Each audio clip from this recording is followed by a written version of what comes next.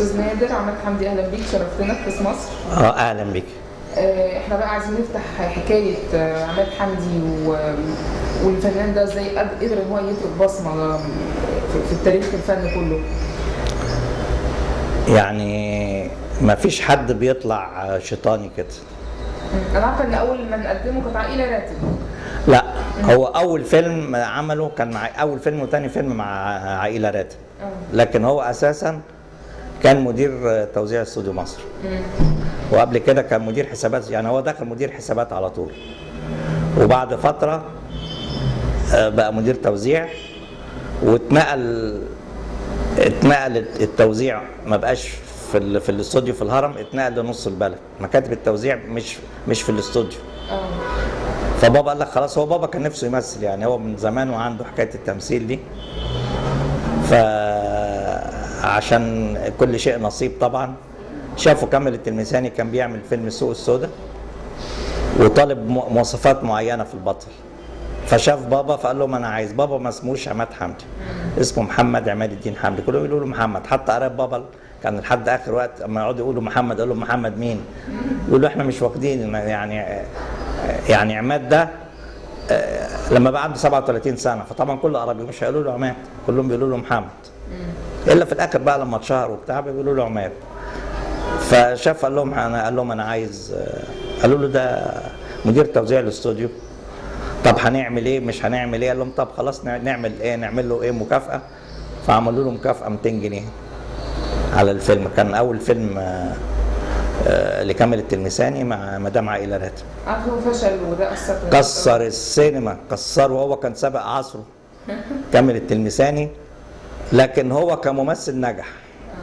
فجه صلاح ابو سيف عمل فيلم دايما في قلبي، كان اول فيلم لصلاح ابو سيف، برضه كان حظه كويس مع مدام عائلة راتب، وحظه كان كويس، كان ثالث فيلم كان سجل الليل مع كمال الشيخ.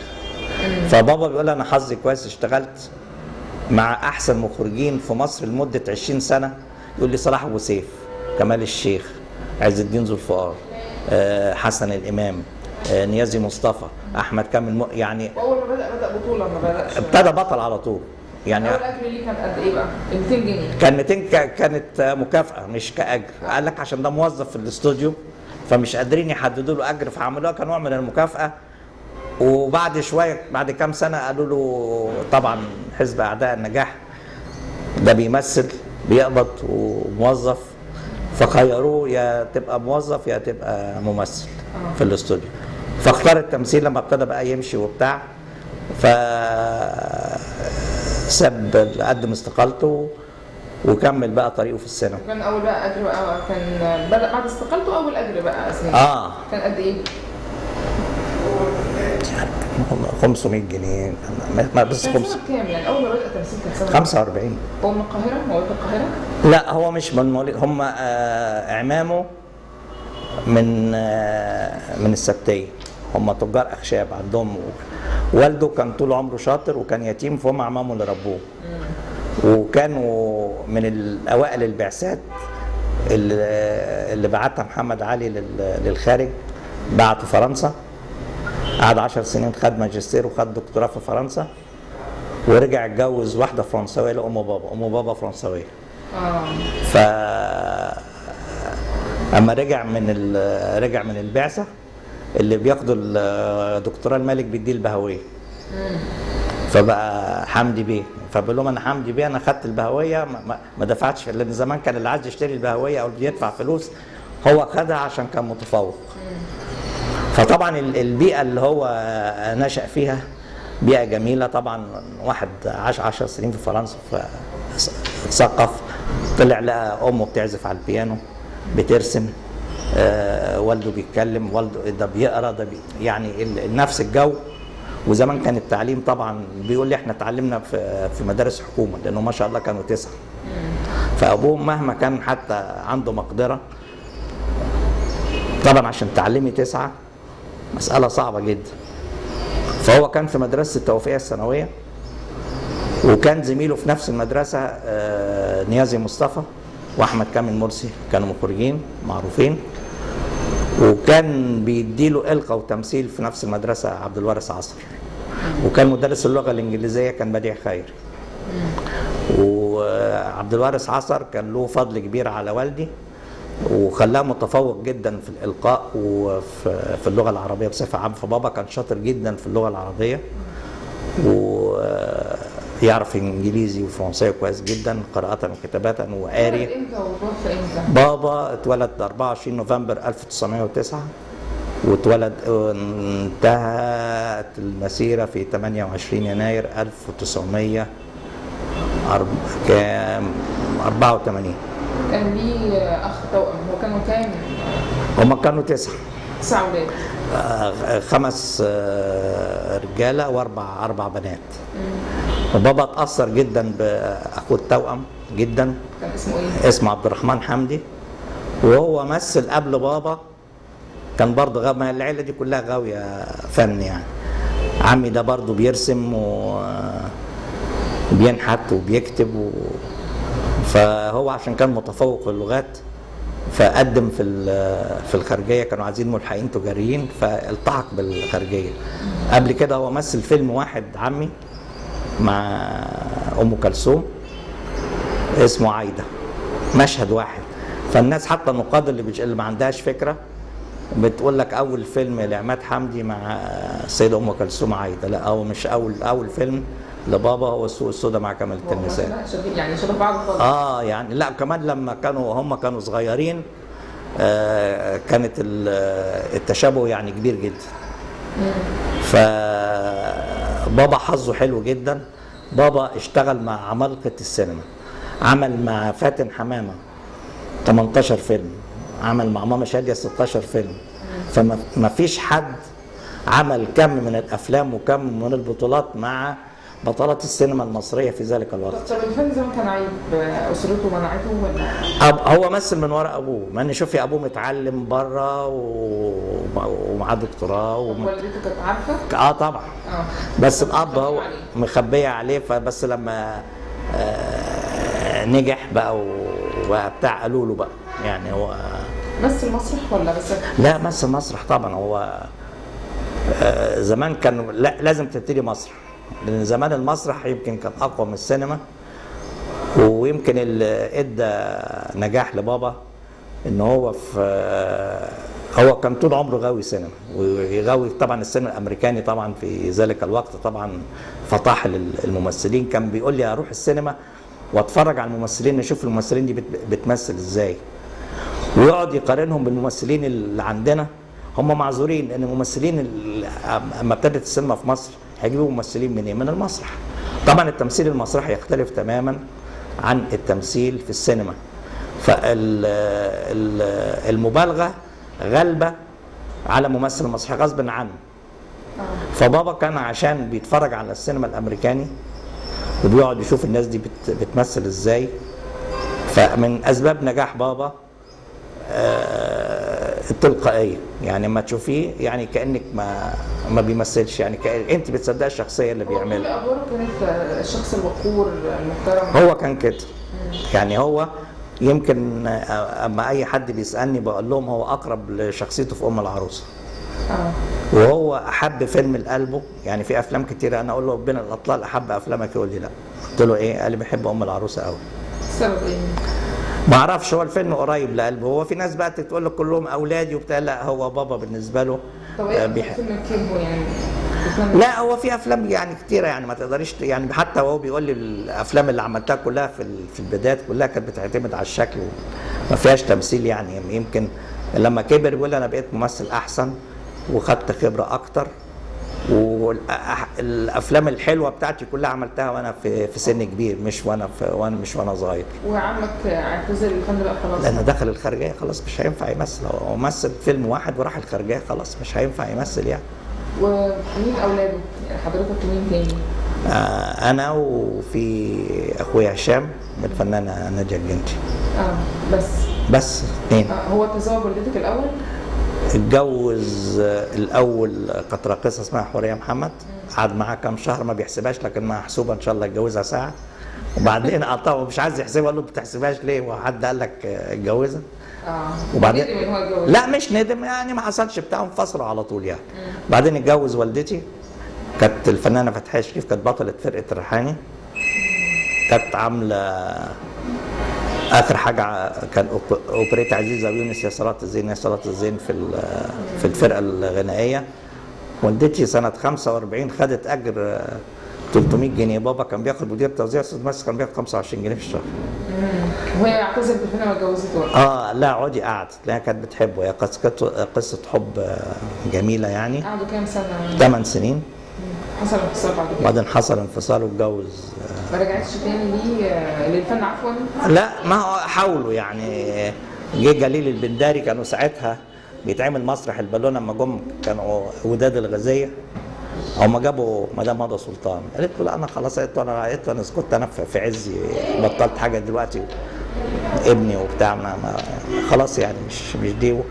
وبابا لما انفصل عن والدتي كان عندها 35 سنه، ما اتجوزتش تاني وربتني. واذا كنت انا وصلت بقيت بني ادم كويس فالفضل لوالدتي مش لوالدي. هي موجوده حاليا؟ لا ماتت قبل بابا ب9 اشهر. وهي كانت بتحبه جدا، حتى كنت بقول لها يعني ازاي واحد يتجوز عليكي وبتحبيه ازاي؟ انا لو واحد عمل فيا كده ما. هي انفصلت الاول قبل ما يتجوز عليها؟ لا اتجوز عليها. شاديه. هي وافقت على الوضع ده؟ لا ما وافقتش طبعا، لا دي ولا دي. الاثنين ما وافقوش يعني. لكن الحاجه الحلوه ان يعني امي علمتني حاجات كتيره جدا. اما بابا بقى جه اتجوز بعد كده كنت كبير، اما اتجوز ماما شادي انا كنت صغير طبعا. راحيه حضرتك يا رب؟ متبنياني يعني، بتعتبرني ابنها، وانا فعلا يعني بعتبرها امي، ووقفت جنبي اكتر من 20 سنه يمكن. برضو اذا كنت قدرت اكمل المسيره بتاعتي فالفضل لربنا وليها يعني. ما زلتش بقى ان هي من غير باباك والكلام ده؟ لا بالعكس. لا كنت صغير، لما كبرت طبعا الامور طبعا اتغيرت، وهي اللي ساعد بعد كده بانها يعني تخطو خطوه وتيجي لماما، وبقى صحاب جدا. ومن ساعتها انا ما بعدتش عنها. فامي قالت لي اما جه بقى اتجوز بعد كده مدام ناديه الجندي، فامي ماما قالت لي ما تزعلش، ابوك هيلف وهيرجع لك وهيقعد عندك وهيموت عندك وانت اللي هتشيله. اوعى تقفل الباب في وشه وسامحه، واوعى تحاسبه تقول له انت عملته، هو عارف عمل ايه يعني، ما نقعدش نحاسبه. وحتى ما كان هو مع مدام ناديه مثلا ويزعل كان يجي لنا يقعد عندنا، ومره واحده يغطس لحد ما اخر مره منفصل بعد ما انتج فيلم ناديه، فيلم بابا كشر، هو بقى اتكسف يجي يعني، لانه كان كذا مره يروح ويجي. فعرفت من بره، فامي قالت لي لا روح هات والدك عشان ما يتبهدلش، يقعد لوحده، ما عندوش بقى لا شقه ولا عربيه ولا فلوس ولا اي حاجه. ما خلاص بقى واحد خد كل حاجه، ما فيش ما عندها، ما خلاص ما يملكش شيء. فصعب جدا ان هو يجي. لكن بابا انسان طيب جدا وانسان يعني هو كان سبب انفصاله عن مدام شاديه ايه؟ ما اعرفش. هم انفصلوا، هم قعدوا 3 سنين مع بعض.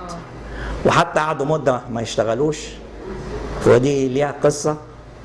جاله استاذ حلمي رفله المخرج، هو صاحب الطرفين، صاحب بابا قوي وصاحب شاديه قوي، وجرى في نفس البيت كمان. فقال له يا عماد انت دلوقتي في حاجه بينك وبين شاديه، يعني ما تشتغلوا، انتوا بقالكم سنين ما بتشتغلوش مع بعض، ايه رايك ما تعملوا فيلم؟ انت عندك مانع؟ قال له لا انا ما عنديش مانع، اسالها يمكن يكون في مانع من عندها. فقال لها يا شاديه انت عندك ما؟ قالت له لا يمكن عماد. قال لها انتوا الاثنين عايزين تقدروا تشتغلوا مع بعض؟ قالوا ما فيش مشكله، لانهم انفصلوا بهدوء وبشياكه يعني، ما حصلش مشاكل في الطلاق بتاعهم. شوفي بقى الجمال بتاع الفنان. الموضوع كان في فيلم اسمه ارحم حبي، ده كان بطولة كمال الشناوي ومريم فخر الدين وبابا وشادية. حلمي رفله هو المنتج، هو صاحب الليلة كلها. قال الفيلم ده ناعم جدا ورقيق جدا، ما ينفعش ان انا اخرجه، في حد يخرجه احسن مني. جاب بركات، مخرج بركات. شوفي مش النهارده الآن بتغلب على الواحد وممكن يعمل كارثه، لا جاب بركات اخرج الفيلم، وابتدت علاقتهم ترجع تاني. وبعد كده ان ماما شاديه وماما بقى صحاب جدا جدا جدا، ولدرجه اما انا كنت عاوز حاجه من بابا وبابا ما يعملهاش اسلط عليه ماما شاديه تروح طايحه فيه. فما كنت فعلا متزنق في حاجه وبابا ما يرضاش يجيبها لي او يعملها لي، كان في حلين، يا اما عمي يا اما ماما شاديه، هما الاثنين دول الوحيدين اللي يقدروا ياثروا على بابا يعني. طب هو جوز نادي الجندي امتى؟ اتجوزها 62 ايام فيلم ام العروسه. قعد معاها 12 سنه. وفلس انا عارفه ان بابا كشر نجح مش امال ايه بسبب ان هو فلس ما خلاص بقى، ما انا ما اعرفش بقى الداخليات بقى اعمل حاجه. قعدوا 12 سنه مع بعض يعني. فتره طويله. فتره بعيده. ايه احكي لنا على مدام شاديه. هي دي لوحدي. لا للاسف بعد ما تعبت اخر مره من فتره كده، لانها سابت بيتها وراحت قعدت عند ابن اخوها، فمش عارف يعني ما سابت البيت، فللاسف مش عارف اتصل بيها، لكن احنا كنا دايما على اتصال عن طريق التليفون يعني. هي بترفض فعلا ان حد يروح لها؟ لا حد انا ما شفتهاش من سنه 93. رغم كده بتتصل بيها ما قالتلكش على تعالى ولا حاجه؟ لا تقول لي طيب حاضر وبتاع، فانا مش عايز احرجها، انت عارف الواحد ما يحبش يحرج حد، خلاص هي مش عايزه حد خلاص يعني. فالواحد مش عايز يحرج حد يعني. هي رفضت تقابل حد فعلا؟ ما بتشوفش حد خالص، حتى لما جم يكرموها في مهرجان القاهره كان استاذ سعد الدين وهبه، فمدير مكتبه كلمني عشان عارف ان انا بيكلموها وبتاع، هي ما بتردش، فبيقولوا لي مدام شاديه فين؟ قلت لهم تليفونها خسران. انا كنت عارف هي قبلها قالت لي انا هسافر اعمل عمره هروح السعوديه عشان بس ما تكلمني ما تقلقش، ولكن انا مش عايزه حد يعرف يعني. فلما جم كلموني ما رضيتش اقول لهم طبعا ان انا عارف انها مش موجوده، قلت لهم يمكن قلت لهم غالبا التليفون بايظ يعني. طب هي هنا مش، قلت لهم مش عرفني، انا مش هتكلم عن لسانها يعني. طبعا كنت عارف انها مش عايزه تتكرر، مش عايزه تبان وخلاص يعني.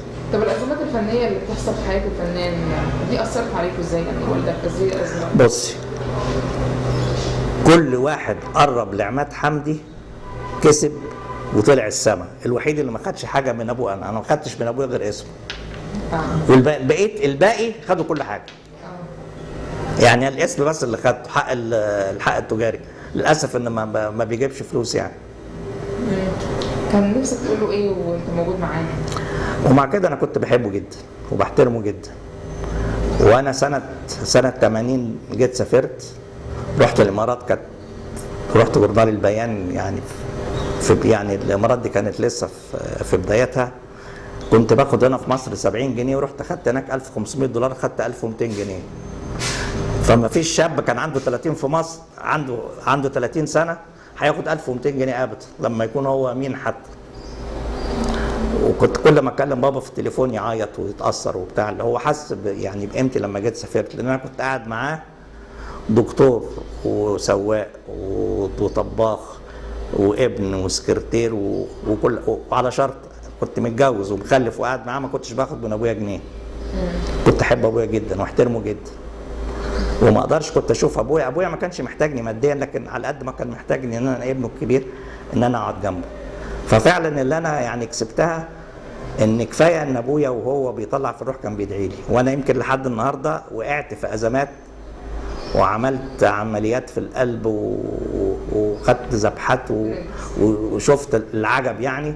يمكن ربنا طلعني من الازمات دي بفضل ان انا كان ابويا وامي كانوا يعني راضيين عليا، وده كفايه يعني، مش كل حاجه الفلوس يعني، والحمد لله يعني. لما فلس في اخر عمره ورجع عاش معاك في بيتك وانت اخر 10 سنين كان عايش معانا. وما كانش بيمثل خلال ال10 سنين دي؟ لا اخر ربنا برضه هو انسان طيب جدا.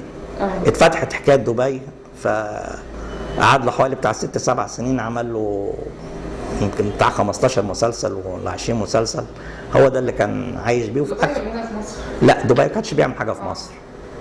ما جه بعد كده يمكن عمل صرصره، مذنبون، يعني عمل حاجات يمكن تتعدى على الايد الواحده، لان هو الدور عجبه. اللي يمكن اللي انا قلتها اكتر من مره واقولها تاني مش هزق، ان دوره في صرصره على النيل حسين كمال رشح بابا لدور انيس. هو الفيلم انتاج جمال الليثي، ومن احلى ما كتب ممدوح الليثي. جمال الليثي كان عايز يستغل نجاح محمود مرسي في شيء من الخوف ويجيبه في صرصرة. كمال الليثي قال له عماد حمدي ومحمود مرسي الاثنين قيمه، ما اقدرش اقول لك مين احسن، لكن الاثنين من احسن الممثلين اللي عندنا. بس وانا بقرا الفيلم يعني بقرا السيناريو انا شايف عماد حمدي بالنسبه لي للدور ده احسن، يعني هيأديني احسن. قال له لو هتغير عماد حمدي انت حر، يبقى اتغيرنا انا كمخرج. فقال لك بقى اطفشه، فدى بابا مبلغ يمكن اقل من 1000 جنيه كمان عشان بابا يقول لا. فبابا قال انا بابا ما اولا حتى في عز ما كان بيشتغل اخر حاجه كان يبص لها الفلوس، ودي قالتها اكتر من مره مدام مديحه يسري، كان يمضي ويمشي. خد فلوس بقى ما خدش فلوس مع اغلب المخرجين، مع عز الدين لا يعني هم، وبعدين اغلبهم كانوا كده، مش اقول على بابا بس. يعني اولا كل الممثلين في ذلك الوقت يتميزوا بهذه اولا التزام، ادب، اخلاق، حب البعض، يعني كلهم قطعيه واحده. طب هو توقف عن التمثيل قبل وقته قد ايه؟ بحوالي 2 3 هو ما عملش الا فيلم واحد بس، العاطف الطيب اللي هو سواق الاتوبيس، لان عاطف كان زميلي في المعهد بس الدفعه اللي قبليه. ويمكن ما حدش يعرف ان في اخر 2 بابا يمكن فقد بصره تماما تقريبا من حزنه على اخوه التوأم. وبعدين ماما هي اللي كانت قاعده معاه وهي اللي بتسليه وهي اللي بتخدمه، فتوفت قبليه بكام شهر. وعمي برضه توفى، واخوه الثاني توفى. وكان عنده مدير امن لواء رؤوف حمدي برضه كان بابا مرتبط بيه، سواء كان مرتبط بعمي عبد الرحمن اكتر توأمه. وبعدين لما طلع معاش بابا كان مديله مفتاح الشقه 9 الصبح يفتح عليه، يقعدوا لحد 12 بالليل مع بعض، يلعبوا طاوله، يلعبوا كوتشينه، يطلعوا رحلات، يروحوا اسكندريه، هم غاويين صيد سمك. بابا اولا كان متعدد الهوايات غير التمثيل. يعني كان اولا هو اتعلم عزف على البيانو غربي، وكان بيرسم، وكان بيصور سينما، وكان بيصور فوتوغرافيا، وكان طباخ شاطر جدا، وكان بيقدم برنامج في التلفزيون عن الاكل. فهو كان انسان يعني كان متعدد المواهب. يعني فقد بصر واخر 2 كان وقع ده على اثر نفسه. هو ده اللي جاب له الاكتئاب طبعا. اولا قعد 3 سنين ما عتبش باب الشقه. بابا كانت متعته يفتح عينه، دي حاجه انا حتى خدتها. انا اولا اول ما فتح عيني لا عايز افطر ولا عايز اشرب شاي ولا عايز حاجه، عايز الجرايد. بابا يفتح عينه عايز الجورنال، وطول ما هو ما عندوش شغل فتح التلفزيون ويقعد يعلم في الجورنال. كان زمان بيجيب برامج التلفزيون في الجرايد، يجيب الجورنال الصبح يفضل يعلم على الحاجات اللي هيشوفها سواء افلام او برامج. فطبعا لما كان يصحى الصبح خلاص هو ما بيشوفش جرايد، ما فيش تلفزيون، ما فيش صحبه، ما فيش اخوه، ما فيش. فاكتئب، وهو نفسه بقى يطلب ان هو عايز يموت خلاص. يعني هو كان مين الفنانين بيسأل عليه وقت مرض؟ يعني كانت طبعا ماما شاديه بتسال عليه، مدام هند رستم ومدام مديحه يسري كانت دايما تزوره، لانها جارته بيننا وبينها بيتين، كانت على طول بتزوره. ودايما حتى كان كل ما يبقى عندها مناسبه حاجه تقول لي تعالى اقعد معانا واسهر معانا، وكنت دايما اروح لها. في اخر عمرك كنت بتزور ولا؟ لا لحد قريب كنت بروح ازورها. حضرتك وهو نفسه كان كان بيزورها قبل الناس تزوره هو اعمى؟ لا اخر 3 سنين لا، ما كان حتى ما حد يجي يخش اوضته ويقفل الباب، مش عايز يقابل حد. يعني حتى كان في الاواخر عمل قصه حياته عملتها له مدام اريس نظمي في اخر ساعه 10 حلقات. الناس شافته اتخضت، مش عايز يحلق، مش عايز يعمل شعره، مش عايز، نوع من الاكتئاب. ده اكتئاب. صوروه كده ورضي؟ ما كانتش فارقه معاه. حتى جت عمتي اتخانقت معايا، قلت لها اخوك اهو تقدري تعملي حاجه، انا معقوله هسيب ابويا كده؟ مش عايز بقى يعمل حاجه، مش عايز يقابل حد، مش عايز يشوف حد، مش عايز يكلم حد. هو كمان الحاجه اللي اثرت فيه ان ما حدش من الوسط الفني تقريبا كان بيسال عليه، ما فيش غير بس ماما شاديه ومدام مديحه يسري ومدام هند رستم. السادة اللي كان يسال عليه كل يوم في التليفون مين؟ شفيق جلال. كان يسال على بابا دايما. فهم كانوا قليلين قوي، وده من الحاجات اللي اثرت فيه. بيقول احنا عاملين زي الخيل بتاعه الحكومه لما بنتعب بتتضرب بالرصاص. الفنانين حصل لهم فعلا كده اغلب الفنانين. فالجيل الجديد بقى اتنصحوا والامور اتغيرت لان خلاص الحكايه ما بقتش، هم زمان خدوا ملاليم، دلوقتي كلها بقت ملايين دلوقتي خلاص. هو كانت الازمات الفنيه يعني لو هم مش بيشتغلوا دلوقتي بيحصل ازمه فنيه، ازمه ماليه عندهم ما يعرفوش يصرفوا، كان بيتصرف ازاي؟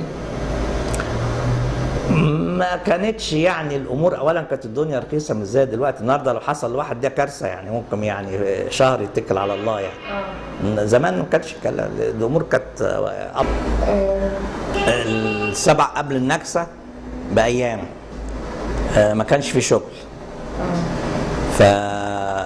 وما كانش حد يقدر يخرج بره مصر، وكانوا الفنانين لما يحبوا يسافروا بيروحوا واخدوا تصريح من الاداب، مكتب الاداب من مجمع التحرير.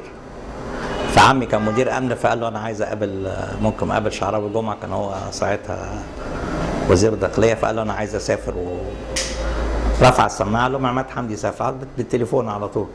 بابا قال لي سافرنا من هنا والحرب قامت من هنا. بابا قعد سنه وشويه بره، قعد في لبنان وراح قعد في الكويت فتره طويله. بعدين رجع. بابا كان صاحب يوسف وهبي عائليا، حتى الاباط يعني ابو يوسف وهبي وجدي كانوا اصحاب، فبابا يعرف يوسف وهبي كويس عائليا يعني. فعمل الفرقه ولما كل الممثلين ما بيشتغلوش في الشغل، عايزين يعيشوا. فلما بقى بابا علوية جميل، محمود المليجي، اسمه ايه ده، عمر الحريري، يعني كل الناس اللي هي محمود المليجي، كل الفرقه دي، ولفوا بيهم الدول العربيه، عملوا عروض، والناس طبعا ساعتها عايزين يشوفوا الفنانين دول لايف على المسرح. ما كانش في شغل يعني. هو الكل سافر لبنان. هو في ناس سافرت، اللي قدروا يسافروا سافروا، اللي ما قدروش يسافروا ما سافروش. هو من الناس اللي سافروا يعني. كان في تضييق وقت بعد النكسه، عبد الناصر ضيق على الفنانين؟ لا، من قبل النكسه حتى يعني. كان اللي يطلع بقول لك يعني بابا طلع بالعافيه. بابا بيقول انا سافرت من هنا بعدها بايام الحرب قامت يعني، ما كانش حد. بالنسبه له كانت افضل فتره لمين؟ السادات ولا عبد الناصر ولا فاروق؟ بغض النظر طبعا، هي كل الفترات كانت كويسه يعني. بس طبعا كل واحد للاسف اللي لما بيكبر طبعا الاضواء بتخفت، الادوار بتقل، يعني كل حاجه. ما بالفتره الزمنيه بتاعت الحكم؟ والله هو ظلم نفسه وظلمني. ظلم نفسه جامد، بس انا اكتر واحد اتظلم في الليله دي. يمكن هو استمتع عشان انا ما استمتعتش بحاجه. استمتع بايه يعني؟ هو ظلم نفسه عشان ظلم نفسه كتير يعني. وكان بيتسأل في حق روحه، حتى بالنسبه في الاجر والوضع اسمه، هو ما كانش يهتم يعني. حتى لما جه عمل فيلم صرصره كانوا حاطين اسمه خامس واحد، اللي قال انا ما يهمنيش. طول الناس طالعه من الفيلم تقول مين عماد حمدي، قال انا شبعت بطولات وشبعت فلوس وشبعت. فهو كان بيتنازل عن حقه في الحاجات دي. كان بيشرب 100 سيجاره في اليوم. عمره ما فكر انه يغني مثلا الفتره؟ لا لا لا لا. طب التكريمات بتاعته كرم حياته بعد ما مات ولا لا؟ كرم ايه يعني؟ حته ورقه يعني. ايه التكريم يعني؟ ايه يعني حته ورقه؟ كرم واحده اديله حته ورقه اعمل بيها ايه؟ يعني طب انا هقول لك على حاجه اول مره اقولها. كان واخد وسام الفنون والاداب من الطبقه الاولى من جمال عبد الناصر، ما فيش شغل، خد الوسام رماه من الشباك. هنعمل زي بتاع الايدي الناعمه، هروح للجزار اقول له انا واخد وسام، هيقول له طز فيك انت والوسام واللي مديهولك كمان. ممكن هو راجل جاهل، هتاخد الوسام اعمل بيه ايه؟ فانت بيكرموا الفنان ايه؟ حته ورقه، حته تمثال خشب ولا صفيح. يعني الموضوع ده لا، ولا كان يهتم ولا. طب انا عارفه ان في جمعيه دلوقتي بتتعامل علشان ابناء الزمن الجميل وبتطالبوا حق الاداء العلني انا بقى مش هتحصل. ليه؟ مفيش قانون في مصر بيتنفذ. يعني حتى لو حق الاداء العلني ده قرر في العالم كله معمول، وفي بره وكله الناس بتاخد حقوقها تالت ومتالت. في مصر مش هيحصل. ولا بعد 5000 سنه مش هيحصل الكلام ده. فالجمعيه بتاعت احنا دينا بنتجمع بنقعد مع بعض انا عارف ان وزير الثقافه نفسه برضه رافض ان الجمعيه تتشهر. وزاره الثقافه دي اساسا يقفلوها يعني، ملهاش لازمه يعني. ما بتعمل ايه وزاره الثقافه؟ ما بتعملش حاجه يعني. انا مش شايف انها بتعمل حاجه. وكان في فنانين ابنائهم مختفين وبداوا يظهروا الفتره دي. طب بعض الاثرياء العرب في الفتره الاخيره اتقال ان بعض الفنانين بيطلبوا يشتروا جوازات السفر بتاعتهم، صورهم، حاجاتهم النادره. في حد عرض عليك الكلام ده؟ لا، ولا حد طبعا عرض، انا مش هوافق طبعا، حتى انا مش للدرجه دي يعني. اذا كانت مصر باعت تاريخ، باعت للار تي اشترت جزء والان بي سي اشترى جزء، ده باع اصول، ده باع نيجاتيفات نفسها، نيجاتيفات الافلام اتباعت. انتوا موقفكم الموضوع ده ايه؟ موقفنا اذا كانت الدوله في غيبوبه، الدوله دريانه. هو عمل كام فيلم؟ بابا فوق 400 فيلم. وكم مسرحيه؟ حوالي 20 وزياده.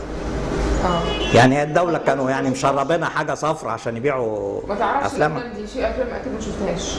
طبعا مش كل الافلام اتشافت يعني. هو جه حكى لك مره قال لك ايه يعني، كلمك بينه وبين نفسه انا ندمت ولا؟ لا، هو طبعا كان ندمان بس مش هيقول طبعا. بس هو انت كنت بتسافر بره؟ لا، كنت هنا، كنت معاه. امال انا رجعت ليه؟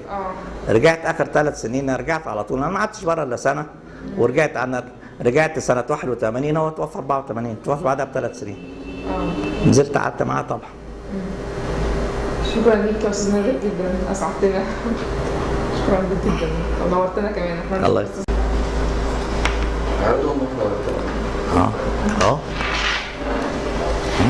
الصور اللي ورا دي بنوتك صح؟ عندك اولاد قد ايه؟ عندي 3 بنات وولد. بنتين بنت وولد من زوجتك الاولانيه مش كده؟ وبنتين من